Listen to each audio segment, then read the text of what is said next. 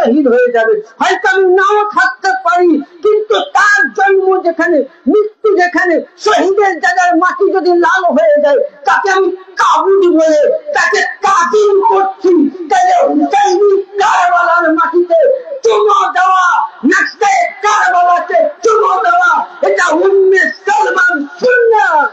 নারায়ে তাকবীর, নারায়ে তাকবীর, নারায়ে সালাত, নারায়ে সালাত, নারায়ে হুসাইনি, নারায়ে হুসাইনি, মজলুমে কেবলা জিন্দাবাদ, মজলুমে কেবলা জিন্দাবাদ, নারায়ে তাকবীর, নারায়ে সালাত। তাহলে কি বুঝা গেল যে নবী পাক উম্মে সালমাকে দিয়েছিলেন, উম্মে সালমা তাজিম করেছেন, তাবুদ বানিয়েছেন।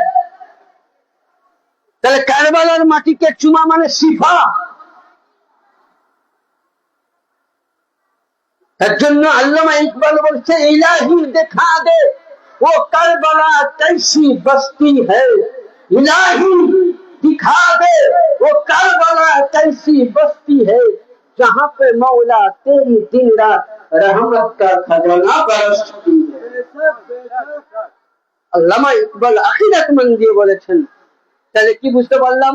তোমরা ভাই করো না তো আমি তোমাদেরকে জুলুম করবো না? করবো? হ্যাঁ করবো? আরে নবী পাক এদেরকে সোজা করতে পারেন তো, আমি হবে? তাহলে জাহান্নাম তৈরি হতো। আমি আগে উপমা দিয়েছি।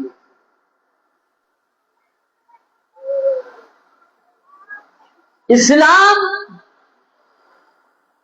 হকের পথে। আমরা দেখি কোরআনের সাথে আমরা না, কোরআন বলছে আলী যেদিকে আমি সেদিকে, হক বলছে আলী যেদিকে আমি সেদিকে, ফিকা বলছে আলী যেদিকে আমি সেদিকে, উসুল বলছে আমি আলী যেদিকে আমি সেদিকে, হাদিস বলছে আলী যেদিকে আমি সেদিকে। ইয়ানি যদি পুরো আল্লাহ বলছে, পুরো আমার ওয়াহাদানিয়ত আলী যেদিকে যাই, আমার খোদার খোদাইয়া আলী দিকে মরে যায়, তাহলে আল্লাহর আরশে আযম থেকে ওয়াহাদানিয়ত যদি আলী বলা হয়ে যায়, তো আমরা খোদার গোলাম, তো আমরা কেন আলী বলা হবো না?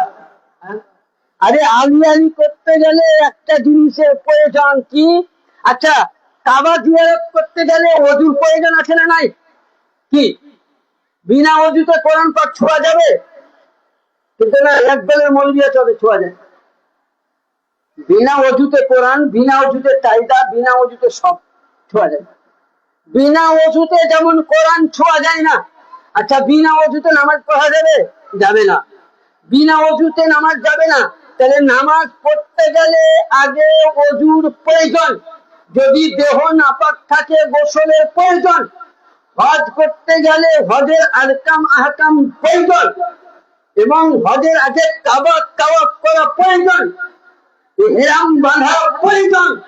তাহলে যেমন ওযু করে কোরআন পড়তে গেলে ওযুর প্রয়োজন, নামাজ পড়তে গেলে ওযুর প্রয়োজন, রোজা রাখতে গেলে, আপনার সিয়াম পালন করতে গেলে সেহরি খাওয়া প্রয়োজন, আপনাকে দুয়ার আগে, আপনাকে দোয়া করতে গেলে হাত উঠা প্রয়োজন, কাবায় হজ করতে যাবেন ইহরাম বাঁধা প্রয়োজন, আপনাকে মাথা নেড়া করা প্রয়োজন।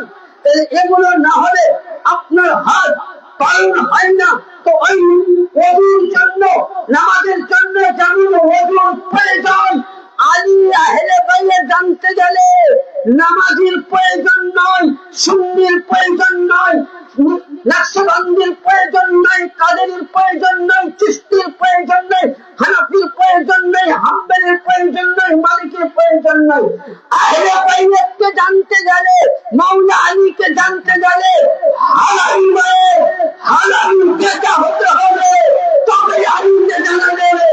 আলীকে জানতে গেলে শরীরের মধ্যে হালাল মানের দুধ থাকতে হবে, হালাল ভাবে খুন থাকতে হবে। হারামি হলে আলীকে জানা। नमाज के लिए वजू जरूरी है, तो अली को पहचानने के लिए हलाली होना जरूरी है। अरे अली वाला सब जुना होते पारे ना, अली वाला होते गले অনেক কিছু সহ্য করতে হবে। তাহলে কি বুঝতে পারলাম? উম্মে সালমা কারবালা পাকের মাটিকে নিয়ে উনি শোক মানিয়েছেন।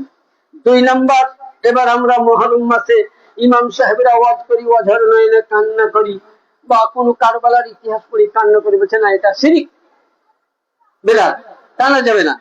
এবার আসুন কাঁদা যাবে কিনা একটা